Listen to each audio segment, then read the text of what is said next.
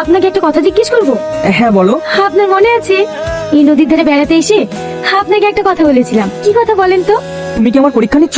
না না, পরীক্ষা নিতে যাবো কেন? আমার কথাটা আপনার মনে আছে কিনা তাই জিজ্ঞেস করছি। মনে থাকবে না কেন? তুমি বলেছিলে টনি, যতদিন এই নদী দিয়ে জলের স্রোত বইবে ততদিন আমাদের ভালোবাসা অটুট থাকবে। মিথ্যা কথা, এই কথা আমি কখনোই টনিকে বলিনি।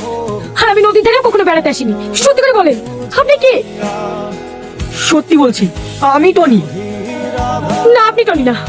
আমার প্রথম থেকেই সন্দেহ হয়েছিল। আমি টনির কণ্ঠ খুব ভালো করেছি। আমি আপনার কাছে হাত জোড় করছি, আপনি সত্যি করে বলুন আপনি কে? তুমি যখন সব ধরেই ফেলেছো, আমি আর কোনো কথা গোপন করবো না। আজ আমি তোমাকে সব সত্যি কথা বলবো। আমি টনি না, আমি টনির বন্ধু। কি? আপনি টনির বন্ধু?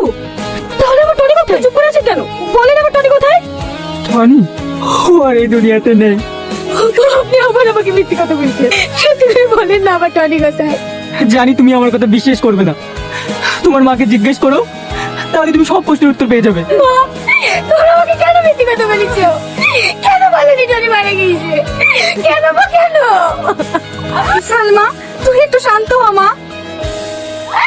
আমাকে তোমরা আমার গায়ে হাত দেবে না। তোমরা সবাই মিথ্যেবাদী। তোমরা এত বড় কথা কেন আমাকে বলো?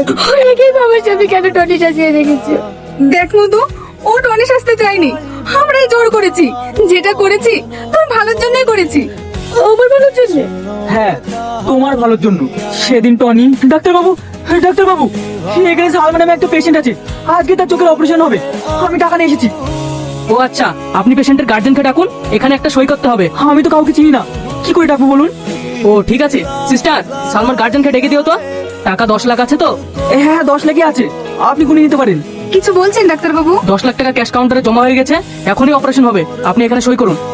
তাহলে টনি কই? টনি আসেনি? না, ও আর জীবনেও আসবে না। তার মানে? ওকে কিছু গুন্ডাই তাড়া করে সেই সময় ও ওখান থেকে পালিয়ে আসে, তখন থেকে ওর পায়ে গুলি লেগেছে। আমি যখন ওকে হসপিটালে নিয়ে যাওয়ার কথা বলি, ও তখন আমাকে এই টাকা সুটকেসটা দিয়ে বলে এটা হসপিটালে জমা করতে, না হলে সালমান চোখের অপারেশন হবে না। তখন যখন আমি ওখান থেকে পালিয়ে আসি, তখন বিশাল বড় একটা আওয়াজ হয়। সেই সময় পিছনের দিকে তাকিয়ে দেখি বাড়িতে আগুন ধরে আছে। এত কিছু হয়ে গেছে। সালমা যদি টনির মারা যাওয়ার কথা জানতে পারে, ও তো কাঁদতে কাঁদতেই পাগল হয়ে যাবে। ওকে আমরা কি করে সামলাবো গো? না না, এই সময় পেশেন্টকে কান্না করতে দেওয়া যাবে না। অপারেশন করার পরও যদি কান্না করে, পেশেন্ট সারা জীবনের মতো অন্ধ হয়ে যাবে, ভালো করার কোনো চান্সই থাকবে না।